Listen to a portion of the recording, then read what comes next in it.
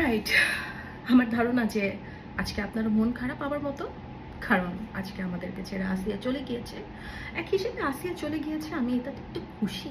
কারণ অন্তত সারাটা জীবন ওকে ট্রমা নিয়ে বেঁচে থাকতে হবে না। অন্তত সারাটা জীবন ওকে আমাদের সোসাইটির লাঞ্ছনা নিয়ে বেঁচে থাকতে হবে না। Thank god she died. But at least আমরা এইটুকু তো করতে পারি যে আমাদের সমাজে আর নতুন করে কোনো আসিয়া তৈরি না হোক। এইটুকু চাওয়া তো আপনার কাছে আমি চাইতেই পারি। This is the time to break the silence. অনেক তো চুপ করে থাকলেন, আর কতদিন চুপ করে থাকবেন? এই সন্তান তো আপনারও হতে পারত, এই সন্তান তো আমারও হতে পারত। আমার ঘরেই আমার 2.5 বছরের নিস আজকে ঘুরে বেড়াচ্ছে। She can be Asiya next, who knows. So এই কারণে বাচ্চাদেরকে safe touch and unsafe touch শেখানোটা অনেক বেশি important. Good touch and bad touch. এবং আমি সমস্ত স্কুলগুলোকে আন্তরিকভাবে অনুরোধ করব যে আপনারা প্রত্যেকটা স্কুলে আপনাদের পাঠ্য বইয়ের সাথে এটাও একেবারে অতপ্রতভাবে সংযুক্ত করে দেন যে কোনটা আসলে সেফ টাচ এবং কোনটা আনসেফ টাচ। এবং বাবা মায়েদেরকে বলতে চাই, this is a now mandatory. আপনি যেমন আপনার বাচ্চাকে ঘুম থেকে তুলে বাথরুমে নিয়ে যাওয়ান, আপনি যেমন ঘুম থেকে তুলে পুষ্টিযুক্ত খাবার খাওয়ান, স্কুলে নিয়ে যাওয়ান, ঠিক সেইভাবে আপনার সন্তানকে good touch and bad touch শেখানোটা এখন বাধ্যতামূলক হয়ে গিয়েছে, সময়ের দাবি। এখন প্রশ্ন হচ্ছে আমরা আসলে কিভাবে করব?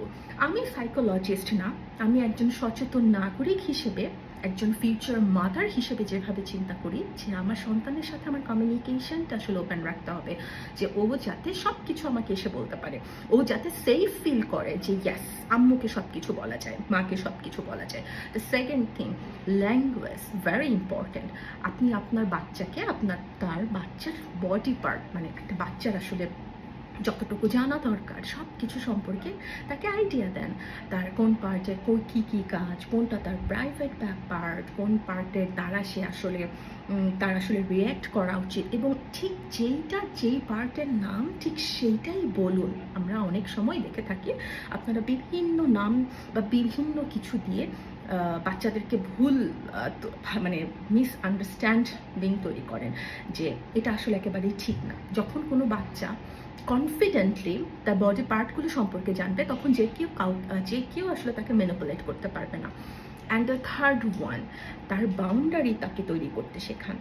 সে কোন জায়গাটাতে রিয়্যাক্ট করবে, অথবা আপনার সামনে যদি কোনো কিছু ঘটে ঠিক ওই ঘটনাটাকে কেন্দ্র করে তাকে দেখান যে এই যে এটা ঘটে গেল, তোমার এটা আসলে করা ঠিক হয়নি, তোমার বলা ঠিক হয়নি, তোমার যাওয়া ঠিক হয়নি, বা অন্য কারোর সাথে যদি ঘটে তাহলে সেইটার এক্সাম্পল দিয়ে তাকে বোঝান যে এইটা কিন্তু ওর করা ঠিক হয়নি, ওর আসলে রিয়্যাক্ট করা দরকার ছিল। সো বাচ্চাকে বাউন্ডারি শেখানো, বাচ্চাকে তার প্রাইভেট পার্ট সম্পর্কে জানানো, এবং আপনার সাথে আপনার বাচ্চার কমিউনিকেশন ওপেন করা, দ্যাটস ইজ ভেরি ইম্পর্ট্যান্ট।